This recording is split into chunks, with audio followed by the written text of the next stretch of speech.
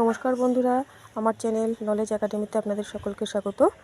বন্ধুরা, নয়নতারা গাছ মোটামুটি আমাদের সকলেরই পরিচিত।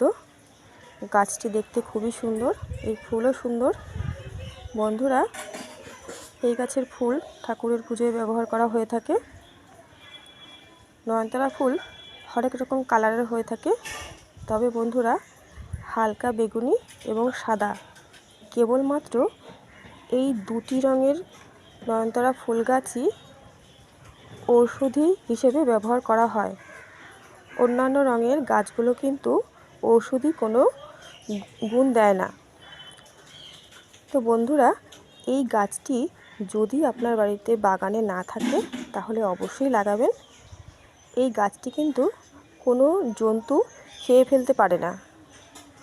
জন্তু তো কোন ছাড়, পোকামাকড়ও কিন্তু এই গাছটিকে নষ্ট করতে পারে না। বন্ধুরা, এবার আমরা মূল আলোচনায় যাব। তার আগে আমার চ্যানেলটিকে লাইক করবেন, শেয়ার করবেন এবং সাবস্ক্রাইব করবেন। বন্ধুরা, ডায়াবেটিস হলে নয়নতারা গাছের পাতা খালি পেটে প্রতিদিন 5টি করে খেলে ডায়াবেটিস রোগ নিয়ন্ত্রণে থাকবে। ক্যান্সার হলেও এই গাছের পাতা ব্যবহার করা হয়ে থাকে। এছাড়া বন্ধুরা, গলায় ইনফেকশন হলে এই গাছের পাতা খেলে ইনফেকশন ধীরে ধীরে সেরে যায়। ব্লাড প্রেশার নিয়ন্ত্রণেও এই গাছের পাতা এবং মূল ব্যবহার করা হয়ে থাকে। এই গাছে প্রচুর পরিমাণে অ্যান্টিঅক্সিডেন্ট আছে, তাই শরীরের রোগ প্রতিরোধ ক্ষমতা বৃদ্ধি করে থাকে। এছাড়া বন্ধুরা, এই গাছের ফুল এবং পাতা ত্বকের বিভিন্ন সমস্যা হলে ব্যবহার করা হয়ে থাকে।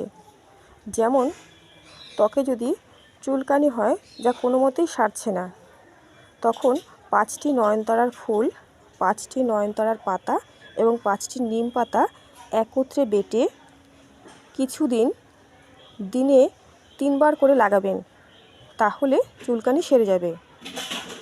ত্বকে দাগ হলে এবং বয়সের ছাপ পড়লে নয়নতারার ফুল বেটে লাগালে বয়সের ছাপ দূরীভূত হবে এবং দাগও চলে যাবে। এছাড়া বন্ধুরা, নয়নতারার পাতা বেটে গায়ে ঘষে স্নান করলে স্ক্রাবারের কাজ করে থাকে এটি। তবে বন্ধুরা, আজকে এই পর্যন্তই। নমস্কার।